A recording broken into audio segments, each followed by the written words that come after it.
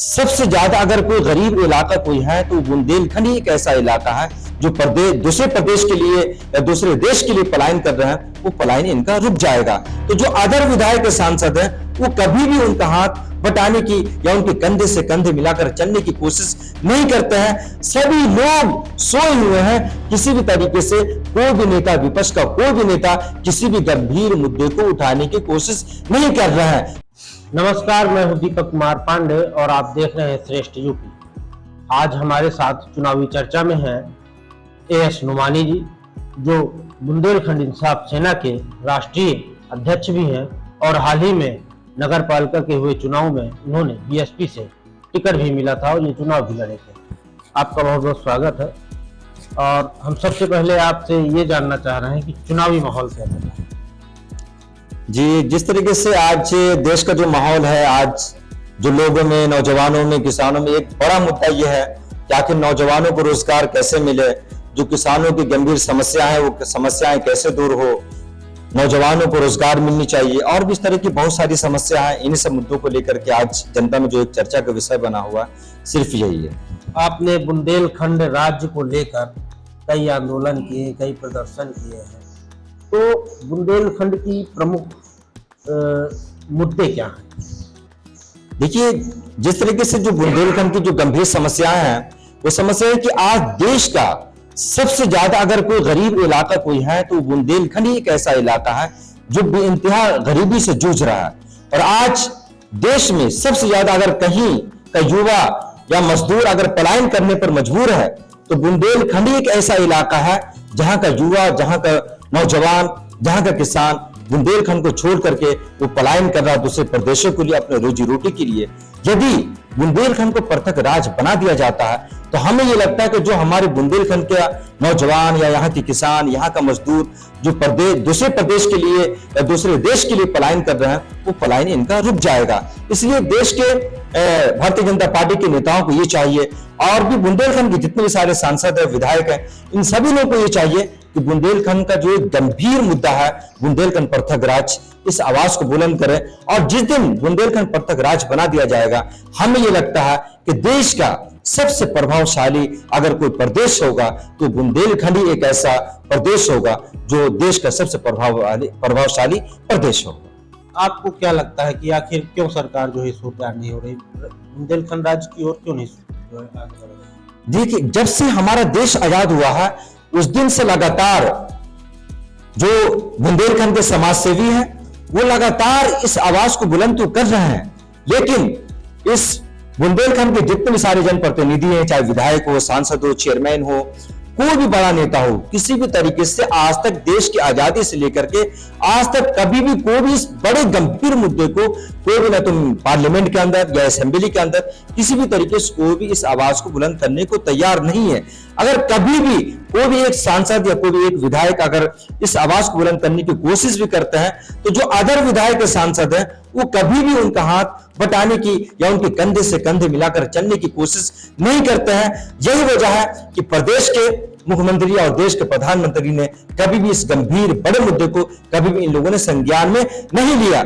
जिस दिन इस बुंदेलखंड का विधायक और सांसद रोड पे उतर जाएंगे हमें लगता है कि उस दिन मजबूरन प्रदेश के मुख्यमंत्री को और देश के प्रधानमंत्री जी को मजबूरन बुंदेलखंड पृथक राज्य बनाना उनके लिए मजबूरी हो जाएगी। इसलिए बुंदेलखंड के जितने भी सारे जनप्रतिनिधि हैं सभी को चाहिए कि इस गंभीर मुद्दे को बुलंद करें ताकि बुंदेलखंड की जो भी गंभीर समस्या है, चाहे रोजगार को लेकर के हो, चाहे किसानों की समस्या हो, चाहे शिक्षा की समस्या हो, ये तमाम की तमाम समस्याएं दूर हो सके। आपको क्या लग रहा है चुनाव किस ओर जा रहा है, इंडिया गठबंधन या भाजपा? जी, ये एक आपका बड़ा सवाल है। आज जिस तरीके से मैं समाज में बैठता हूं, लोगों से बातें करता हूं, हमेशा सभी लोगों में केवल एक ही मुद्दा रहता है कि जब से भारतीय जनता पार्टी की सरकार इस देश और इस प्रदेश में आई है उस दिन से चाहे समाजवादी पार्टी के जितने भी सारे नेता है, चाहे बहुजन समाज पार्टी के जितने भी सारे नेता है, चाहे कांग्रेस के नेता है, सभी लोग सोए हुए हैं। किसी भी तरीके से कोई भी नेता, विपक्ष का कोई भी नेता किसी भी गंभीर मुद्दे को उठाने की कोशिश नहीं कर रहा है। जिस तरीके से गंभीर मुद्दे में आज देखिए महंगाई चरम सीमा पे है, बेरोजगारी चरम सीमा पे है, किसानों का मुद्दा एक गंभीर मुद्दा है, लेकिन विपक्ष का कोई भी नेता किसी भी तरीके से इस आवाज को बुलंद करने की कोशिश ही नहीं कर रहा है। तो जनता के बीच हमेशा ये चर्चाएं हो रही हैं कि ऐसा लगता है कि जैसे विपक्ष के नेता सीबीआई से या ईडी से, जो बड़ी एजेंसियां हैं, आकर उससे डरे हुए हैं, उससे सहमे हुए हैं। तो हमें ये लगता है कि इस देश और इस प्रदेश के जितने भी सारी जनता, वो सभी लोग 2024 में हमें तो लगता है कि भारतीय जनता पार्टी के लिए मन मना रही है। और एक गंभीर मुद्दा आपको ये भी बता दूं, जिसको सुनकर के आप चौंक जाएंगे कि आज इस देश का, इस प्रदेश के मुसलमानों ने भी, अल्पसंख्यक लोगों ने भी, इन लोगों ने भी एक मन बना लिया है कि हमें समाजवादी पार्टी को वोट नहीं देना है, हमें कांग्रेस को वोट नहीं देना है, बल्कि हमें भारतीय जनता पार्टी को वोट देना है। ताकि हम भारतीय जनता पार्टी को हम वोट देंगे तो जो एक हिंदू और मुसलमान का जो एक मुद्दा इस देश के अंदर जो फैला हुआ है और जो इस देश को बर्बादी को ले जाने की कोशिश कर रहा है, जिस दिन से मुसलमान भारतीय जनता पार्टी को वोट देना शुरू कर देगा, उस दिन से इस देश के अंदर जो हिंदू मुस्लिम के अंदर जो एक विवाद फैल रहा है आए दिन, ये विवाद हमेशा के लिए खत्म हो जाएगा। इसलिए इस बार इस देश और इस प्रदेश के मुसलमानों ने पूरे तौर पर यह मन बना लिया कि हम भारतीय जनता पार्टी को हम वोट देंगे। और यही वजह है कि अगर मुसलमानों ने भारतीय जनता पार्टी को वोट दिया तो 2024 में देश के प्रधानमंत्री मोदी को कोई प्रधानमंत्री बनने से रोक नहीं सकता। आप तो बीएसपी से टिकट रहा है, आपको तो बीएसपी को सपोर्ट करना चाहिए। क्या बीएसपी छोड़ दिया आपने? जी, आपने एक बड़ा मुद्दा, आपने एक सवाल मुझसे किया है। जब हम 4 महीने के चुनाव बहुजन समाज पार्टी के टिकट पे लड़ रहे थे, तो बहुजन समाज पार्टी का एक भी नेता, आप लोग सभी लोग मीडिया के लोग हैं, आप लोगों ने भी किसी भी नेता को आपने मेरे साथ नहीं देखा होगा। क्यों? इसलिए कि कुछ नेता कोई सपा के साथ जाकर के बिक गए थे, कुछ लोग भारतीय जनता पार्टी के नेताओं के साथ बिक गए थे।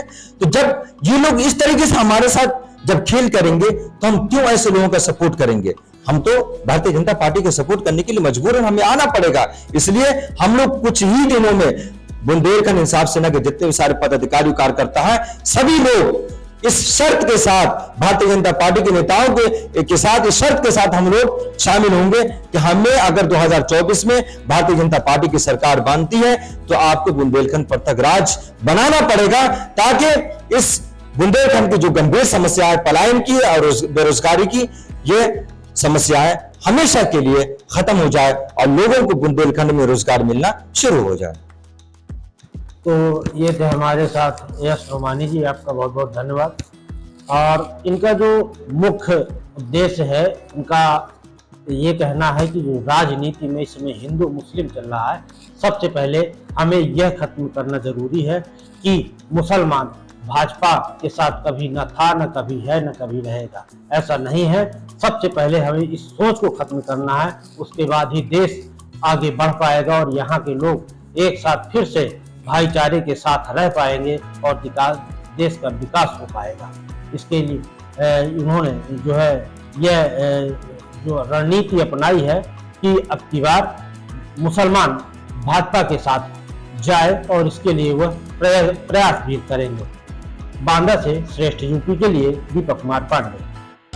उत्तर प्रदेश की हर खबर से अपडेट रहने के लिए श्रेष्ठ यूपी को करें सब्सक्राइब, बेल आइकन दबाएं और देखते रहें श्रेष्ठ यूपी।